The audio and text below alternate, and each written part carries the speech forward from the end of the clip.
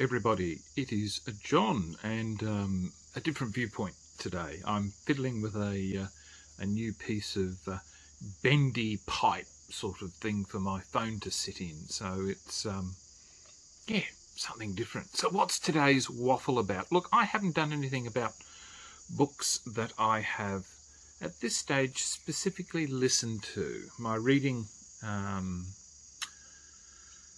catalogue is fairly large, but at the moment, because I need audios to help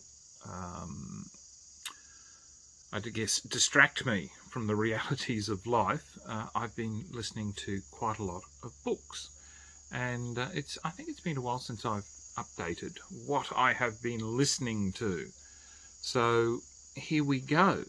So from the Black Library people who do a lot of the Warhammer games. Well, actually, no, Black Library, specifically books. Yes, get your act right, John. I've gotten the last of the Gotrek and Felix stories called Giant Slayer, and it's by William King, and it's narrated by Jonathan Keeble. So I really did enjoy, or do enjoy, the Gotrek and Felix novels, so highly recommend them. And following straight on from that came out the first of the next author's works for the Gotrek and Felix novels, and it is Orkslayer by Nathan Long. Also, still, thank goodness, narrated by the same narrator, which is Jonathan Keeble. So I was really pleased with them. I found I was able to get hold of Underland 2 by Maxime J. Durand, and that is narrated by Tim Campbell, who I think does a bloody good job with it. So I highly recommend Underland 2. Then I've been following a particular narrator called Travis Baldry, and I quite like his narration style. And one of the books that I've picked up is called Mark of the Fool, and that's by J.M. Clark. And as I said, it's narrated by Travis Baldry, and I am only, I guess maybe about 3 or 4 hours into that, and that's quite a good book. Then one of my favourite series, the ones that are written by Jonathan L. Howard, which is the Johannes Cabal novels, and this is book number 5, which is The Fall of the House of Cabal, and it's read by Nicholas Guy Smith. Now, I love the Johannes Cabal novels. The wit and the humour that is in there is marvellous, so I do recommend that. Now, not long ago, a friend of mine posted on social media saying, "Oh, you know, I found the Fritz Leiber novels of Fafhrd and Grey Mouser," and I went, "Yes, I've got those. I've had them since the 70s, and I loved the books." And I thought, well, I could read the books again, or we could be cheeky and get the audios to supplement my my listening. So I've picked up from there. I've got the first 4 books out of the 7, I think. There's 3 more that I've yet to purchase, and they are Swords and Deviltry, Swords Against Death, Swords in the Mist, and Swords Against Wizardry. Yes, and it's interesting because the last 2, Into the Mist and Wizardry, were originally written in 1968, and the others were written in 1970. So it's interesting how they've decided to put the books in order. So they are the... Do forgive me. I don't know, I've been up since 3 o'clock. My sleeping habits is not very good, which is why I need the audiobooks to try and switch off. It's It's one of my coping mechanisms. But I thought now what I would do is I'd list some of the authors, sorry, not authors, narrators that I have been particularly fond of, and I do recommend them. And I think nearly all of them are voice actors. I don't know if there's any actual actors in the list, but I prefer myself to follow a professional voice actor rather than some of the, shall we say, Hollywood people who have become voice actors. But that's my personal preference. But then in the same boat, there's always people who fall out of that category, like, for instance, Stephen Fry. I think he is a brilliant narrator, and I certainly have all the Harry Potter novels that he read.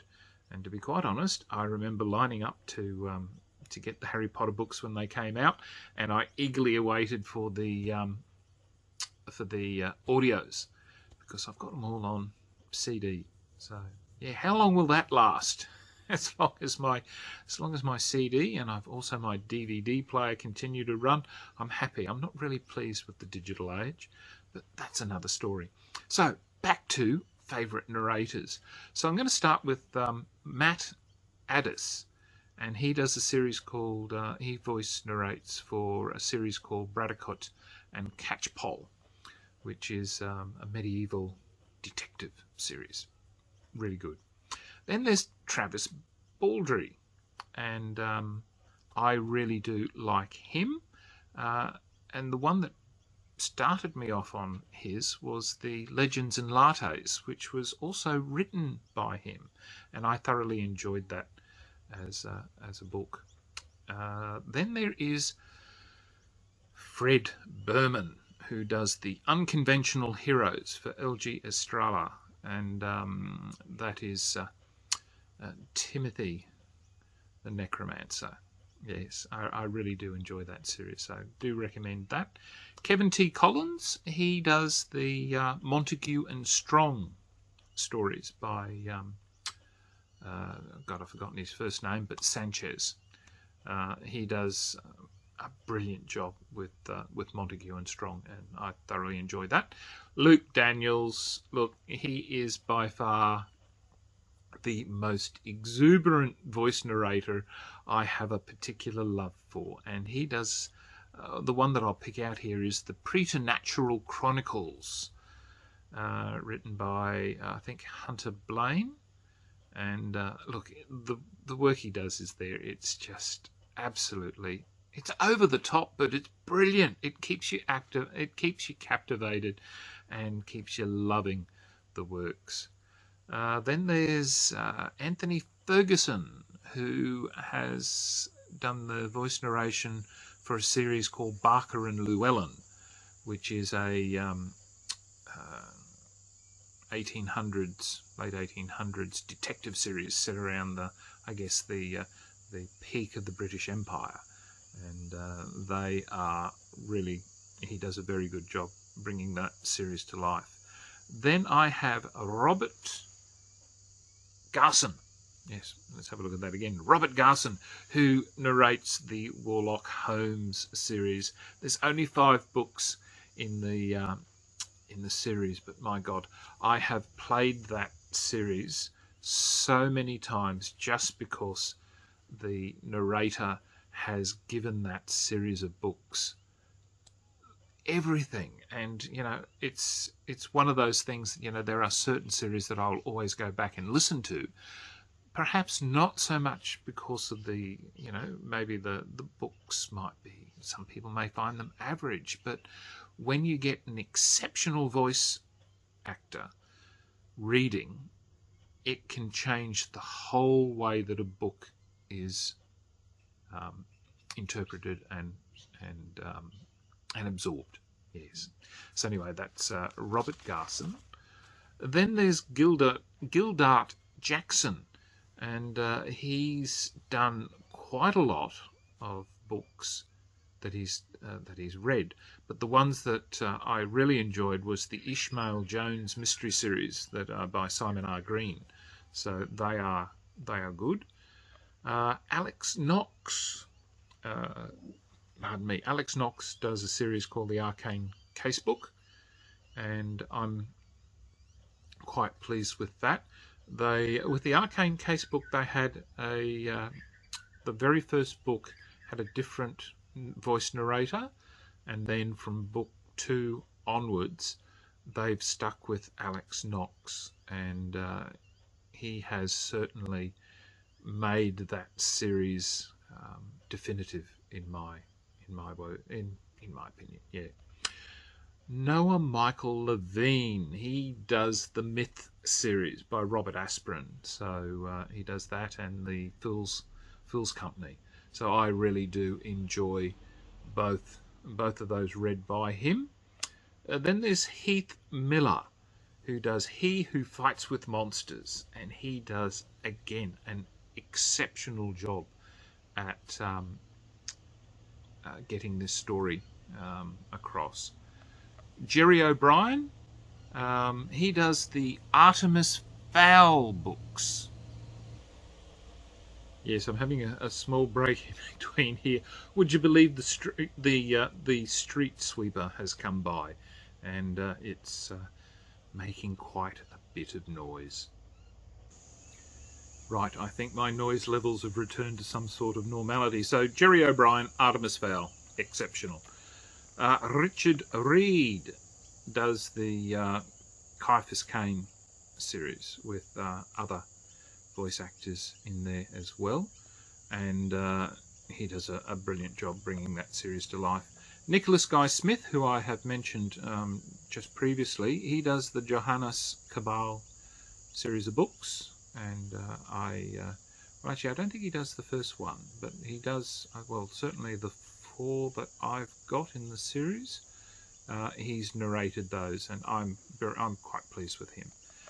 Now, my one and only lady, or female narrator, Stephanie Spicer, and she does a series for The Last Oracle, and I think she's done a brilliant job doing that.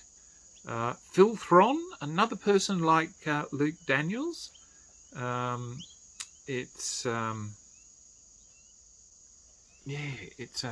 interesting. I'm just I'm just checking to make sure. Look, I've even got notes. I'm more professional this time. Yeah, Phil Thron. He again throws himself into the series, and for the series Space Team, and it's quite hilarious because at the is that him? No, I can't remember, but it's either him or it's either Phil Thron or Luke Daniels, but usually at the end of their end of the audios, they've usually got like outtakes, and they're quite hilarious. So if I've got it wrong, I've got it wrong. Mark Vitor does the Nightside series. Again, another Simon R. Green set of books that I really like. Mark Vitor just does a really good job with that one. Then Jack Voraces does Vanquir the Dragon. Another good job. And then the last one I've got that I'll do is Duffy P. Weber, who does the Alexander Sutherland PI books. And again, that's it. So yeah, look, it's interesting. Out of all of them, predominantly, well, just about all bar one are male voice actors. And it's not that I don't like female narrators, it's just that not many of them really grab me as much as the male narrators, and I don't know why that is. Yeah, it's strange. I'd be interested to hear what people's thoughts are on that, whether or not you find that male voice actors are better. I don't think they are. It's just that most of I guess a lot of the female voice actors tend to be like, I particularly like urban fantasy novels, they all do the, you know, the love-struck werewolf and vampire series, and look, it really doesn't. I'm not really, well, much as I'd love romance, I'm not really keen in it in books. And nearly all of the, obviously all the books that they do tend to be around a female protagonist or hero. And I don't know, yeah, okay. It's not my cup of tea. Although saying that, I have read a number of female lead in books. I just honestly, I can visualise them. I just can't think of what they are. But yeah, I don't know. But anyway, look, that's my bit of a waffle about my audio books.